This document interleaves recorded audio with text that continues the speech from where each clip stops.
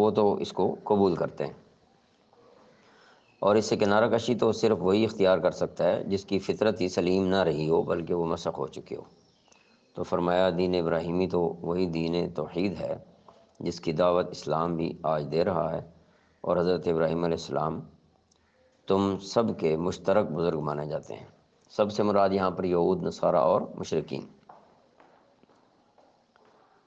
گویا قرآن کریم تمہیں کسی نئے دین کی دعوت نہیں دے رہا ہے۔ یہاں پر ایک بات کرنے کا خوبصورت اسلوب اور طریقہ اختیار کیا گیا ہے کہ یہاں دین اسلام کی نسبت نہ حق تعالی شانہ نے اپنی جانب کی ہے، نہ رسول وقت حضرت محمد صلی اللہ علیہ وآلہ وسلم کی جانب کی ہے، بلکہ صرف ابراہیم علیہ السلام کی جانب کی ہے، اس لیے کہ یہ سارے لوگ ان کو اپنا بڑا مانتے تھے۔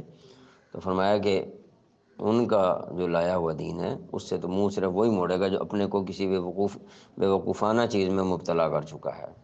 اگر فطرت سلیم ہے تو پھر تو ان سے کم از کم منہ موڑنے والا نہیں ہوگا۔ وَلَقَدِ اصْطَفَيْنَاهُمْ فِي الدُّنْيَا، حقیقت تو یہ ہے کہ ہم نے دنیا میں انہیں چن لیا تھا، ان کی اسی توحید پرستی